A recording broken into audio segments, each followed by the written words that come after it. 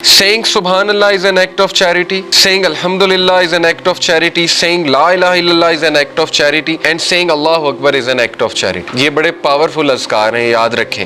Subhanallah, Alhamdulillah, La ilaha illallah, Allahu Akbar. اس کو ہمارے معاشرے میں ظاہر ہے چوتھا کلمہ بھی کہتے ہیں. بہرحال تو یہ ایک حدیث میں بھی آتا ہے کہ یہ جو اذکار ہے نا, یہ دجال جب آئے گا تو اس کے دور میں مومن کی خوراک ہوگی. جب فیمن کا دور ہوگا تو یہ مومن کی خوراک ہے یہ ذکر. تو بہرحال یہ اللہ کے نبی نے کہا یہ سارے الفاظ چیریٹی ہیں. commanding people to do good is an act of charity and forbidding evil is an act of charity. to pray 2 units at the time of duha suffices all of this charity. اللہ کے نبی نے کہا جو بھی 2 رکعت چاش کی نماز پڑھ لیتا وہ ان ساری چیریٹیز کو اوور کم کر لیتے, یعنی اس کی وہ اس دن کی چیریٹی ہو جاتی ہے. یہ جتنی بھی چیریٹیز اللہ کے نبی نے بتائیں تو یہ ہے چاش کی نماز کا جو ریوارڈ. چاش کی نماز جو ہے وہ سورج جب رائز ہو جاتا ہے تو اس سے لے کر ظہر کی نماز سے تھوڑا سا پہلے تک, آپ کہہ لیں آج کل 11 بجے تک پڑھ سکتے ہیں, 11 سوا 11 تک غالباً, یا اس سے تھوڑا سا پہلے. آپ نے دیکھا ہوگا تبلیغی جماعت لے جاتی تو وہ یہ عادت ڈالتی. ابابیل کی نماز بھی آپ نے سنا ہوگا, چاش کی نماز, دوحہ کی نماز, یہ ساری. ہم بات کر رہے تھے لیسنز کی, تو لیسن یہ چند آیات سے یہ نکلا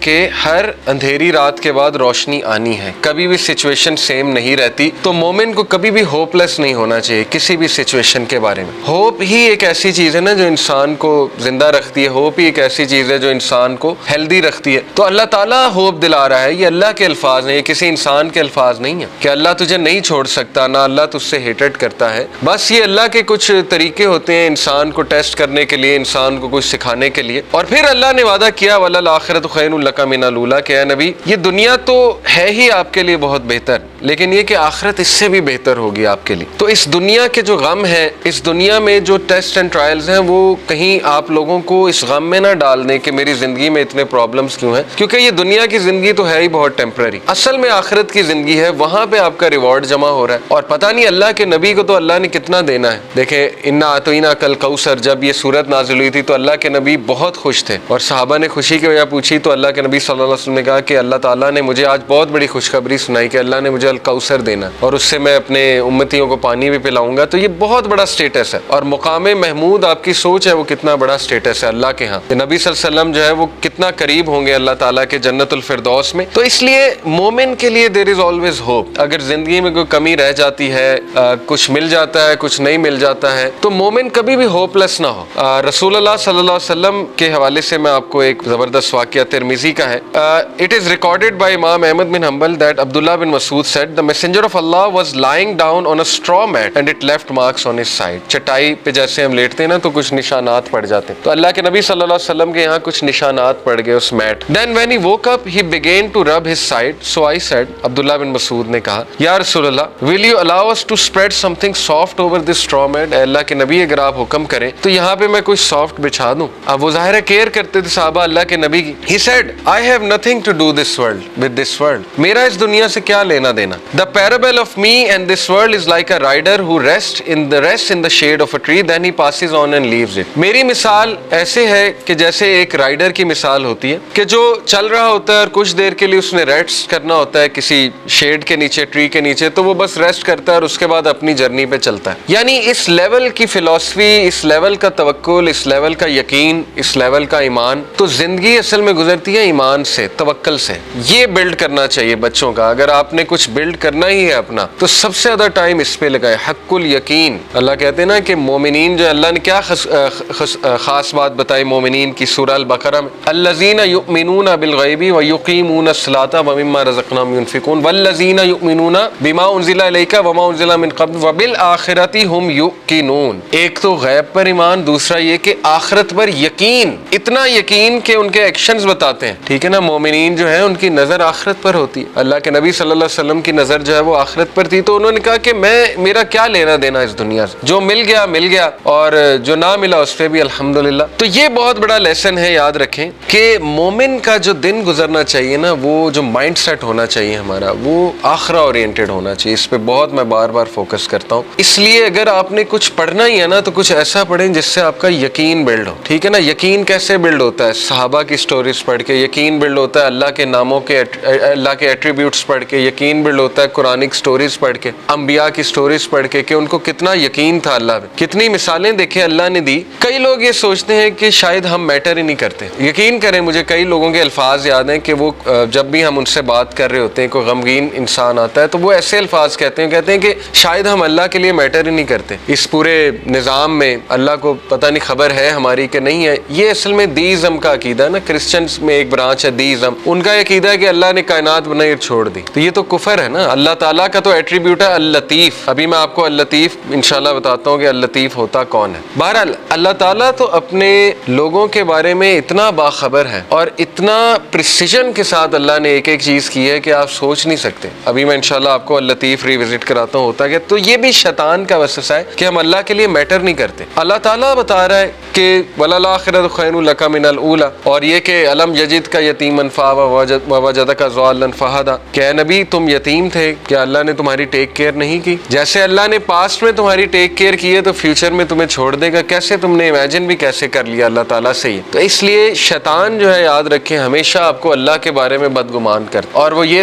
آپ کو کہتا ہے کہ پتہ نہیں اللہ نے تجھے چھوڑ دیا ہے, تو میٹر ہی نہیں کرتا اللہ کے لیے وغیرہ وغیرہ. تو اس لیے یہ بات یاد رکھیں کہ اللہ کے ہاں ہوپ ہی ہوپ ہے. اللہ کے ہاں دیر ہو سکتی ہے لیکن اندھیر نہیں ہے, ٹھیک ہے نا. اس کی بہت سی حکمت ہے اس دیر کی. اللہ تعالیٰ پتہ نہیں آپ کو کیا ریمائنڈر دینا چاہ رہا ہے آپ سے, کیا آپ کو ٹھیک کرنا چاہ رہا ہے, آپ کے کون سے سکلز کو باہر لانا چاہ رہا ہے اللہ. کئی مثالیں نیچر میں دیکھ لیں, کتنی مثالیں. بٹر فلائی کس طرح سے بنتی ہے, کبھی بٹر فلائی کی آپ تخلیق, بٹر فلائی پر کیسے نکالتی ہے, کیٹر پلر سے بٹر فلائی کیسے بنتی, کتنی تکلیف ہوتی ہے اسے, کبھی اس پہ آپ پڑھیں. ایگل جو ہے وہ کس طرح سے اپنے پر نکالتا ہے, کبھی اس پہ ریسرچ کریں جب اس کے پر خراب ہو جاتے ہیں. تو کائنات کی ہر تخلیق اس بات کی گواہی دے رہی ہے کہ ایفرٹ ہے, لیکن یہ کہ اللہ کے ہاں دیر ہے لیکن اندھیر نہیں ہے, اور اللہ تعالیٰ دیتا ہے, ہر ایک کو دیتا ہے. بہرحال اس سے آگے ہم پڑھتے ہیں وَلَسَوْفَ يُؤْتِيكَ رَبُّكَ فَتَرْضَىٰ. اب دیکھیں وہاں تو دلا ہی دی امید کہ آخرت تو تیرے لیے بہت بہتر ہے ہی ہے نبی, لیکن یہ کہ تیرا رب تجھے اتنا دینے والا ہے ان قریب that you shall be so well pleased, کہ تو راضی ہو جائے گا. اور اللہ کے نبی صلی اللہ علیہ وسلم کو اللہ نے سب دکھا دیا تھا, اور اللہ کے نبی کو راضی کر دیا تھا کہ تیری امت کتنی بڑی ہوگی.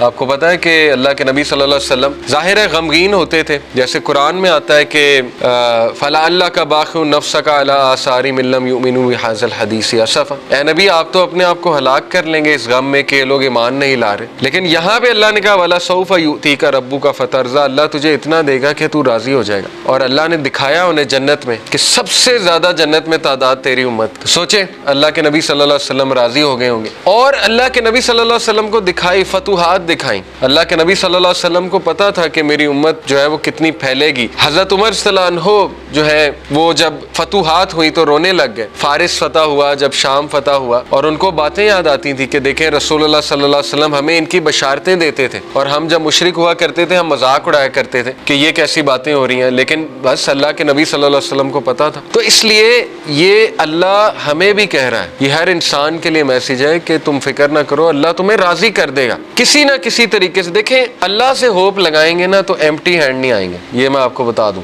انسانوں کے پاس جائیں گے تو شاید وہ مسئلہ حل ہو جائے, شاید نہ ہو, لیکن اللہ کے ہاں یاد رکھیں اللہ تین طریقوں سے دعا جو ہے اس کو آنسر کرتا ہے. یا اللہ اسی وقت دے دیتا ہے امیجیٹلی, یا اللہ جو ہے اس کو تھوڑا سا ڈیلے کرتا ہے, کیونکہ ظاہر ہے اللہ تعالیٰ اس بندے کو مزید نکھارنا چاہتا ہے. اللہ چاہتا ہے یہ میرے پاس آتا رہے, مجھ سے مانگتا رہے. یا اللہ اس کو اس کا رد بدل ایسا دے دیتا ہے کہ اس کو سکون آ جاتا. تو نو تو ہے ہی نہیں نا, ہوپ لیسنس تو ہے ہی نہیں اللہ کے ہاں. اس لیے یہ شیطان ہوپ لیس کرتا ہے بندے کو آ کے کہ جی تجھے تو یہ ملا ہی نہیں, پتہ نہیں اس کے بدلے اللہ نے کیا دینا ہے, پتہ نہیں اس کے پیچھے اللہ کی کیا حکمت ہے وغیرہ وغیرہ. یہ تو انسان نہیں سمجھ سکتا. اس لیے ٹرسٹ اللہ. یہ کیوں اللہ تعالیٰ یہ باتیں ہمیں بتا رہا ہے کہ اس کے وزڈم پہ ٹرسٹ کرو, اس پہ کبھی شک نہ کرو, کبھی اس کے بارے میں نیگیٹو نہ ہو. اور انبیاء کے بارے میں بھی ہمیں یہی پتہ لگتا ہے, کبھی نیگیٹو نہیں اللہ کے بارے میں. اور پھر اللہ رب اشرح لی صدری ویسر لی امری واحلل عقدۃ من لسانی یفقہوا قولی. السلام علیکم ورحمۃ اللہ وبرکاتہ. جزاکم اللہ خیر. Welcome two things that matter.